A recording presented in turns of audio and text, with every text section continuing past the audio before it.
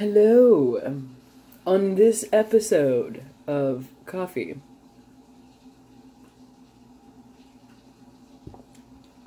and Snakes, of course we fly the Stark banner, so of course we would have to have, yes, that's his right, a charming little snow. So this episode, we are actually talking a little bit about escape artists. Yes.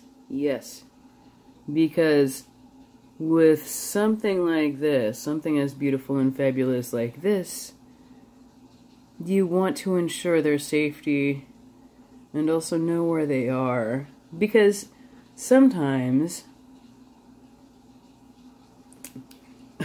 albeit rare, certainly, obviously, something happens and they can pop the cage open with just their little snoot. Just that little snoot. Yes.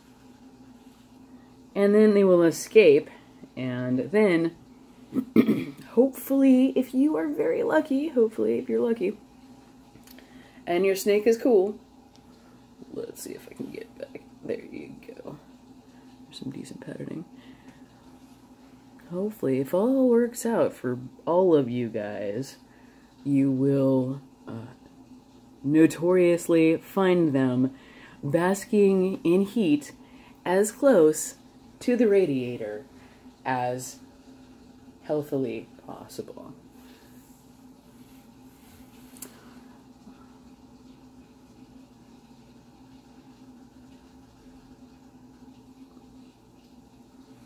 Yeah, fabulous. We think it is a bubblegum snow because at the base of the tail... Oh, hey, what are you doing? Hey, you want to hang out? Sure. At the base of the tail, there's always something about coffee and snakes. Some sort of themed thing. Some sort of interaction. I don't know. I suppose that's probably why the universe decided to toss the name to me, because nobody else was using it. Oh, yes. But yeah, so anyway, with these, they will usually be able to hide in something just as small as this, obviously, and smaller. So if your snake goes missing and you start to freak out, and you know, the first thing you do is stop. The second thing you do is you look everywhere that has not been touched. Because the snake is not going to pick up a sleeping bag, you know, and toss it in the corner or anything like that. So everything in your room is as was the snake made the interaction within the space. Whew. Okay. Number 2, make sure that you check all doorways and everything. Check for any signs or indications. Most likely you're not going to find any signs or indications.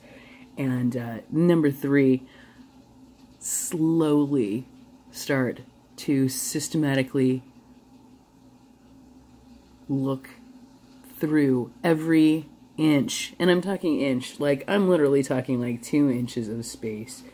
Systematically look through every inch of area, space. So whether you have a bookshelf, usually the bookshelves could, you know, are usually good places for corns and stuff like that to locate.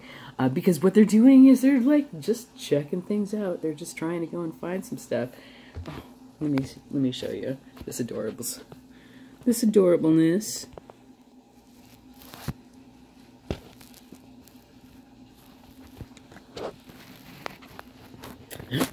Okay, anyway. And like I said, this guy was just parked on top of a box, sitting next to the heater. They like warm. If your snake does get out, though, I usually put water down the instant that I realize, oh fuck, I did something wrong. Because that's what you do. You're like, oh, how could I be so stupid? Because, you know, they can literally fit in a space, like, they just, it's just dumb. Anyway, so yeah, security and ensuring that your kid is, you know, don't freak out. So the most important thing is not to pick up every box and start throwing things around, because you could potentially pick something up and crush your snake. And that's not the intent on locating the kid. So, you know, that's never a good thing. So always systematically look, and very slowly. Also watch the corners and the edges of the space as well, because when you do eventually find them, they will be climbing up on an enclosure, or they will be wrapping themselves in something, or they will be right out in the middle of nowhere. And, you know, or in some cases, they will be in the most obvious of places. When you think about it, and each snake is different. So in knowing what your snake likes and enjoys, I know it sounds crazy, right? Each one of these are tiny, tiny things. Each one of these have their own personalities. So, you know, that's for real. Whatever they like, you know, where are the spaces that they like to hang out? This one likes the tops of things in a dry enclosure, you know. So he likes to get down with, you know, being dry and being in a place where he can see everything. Oh, he's so pretty. Wish I could show you guys how amazing. But yeah, I mean, he likes to know where things are. And if you got a mess of a closet, slow your roll and make sure that you clear everything up and out of the space. You got to do it carefully. You can't just toss things around. You have to do it very carefully. And literally something like this will fit into a cottage cheese container. So, tiny, tiny spaces. So, number one, slow. Number two, get to know the snake. Figure out what they would most likely... It's almost like a cognizance thing, like a third eye or some weird, like, thing, you know, because you're like, I don't know, that Beastmaster movie or whatever that shit is, like from the 80s, the good one. It's kind of like that, I think. You know, you can actually do... Forgive me for thinking some weird sci-fi thing is kind of real, but, you know, you might be able to... the communication aspect of... you know... There's weird things that happen every day, so, I mean, I can't necessarily, like, you know... I can't leave it out, you know what I mean? But, you know, maybe there's this weird perchance that...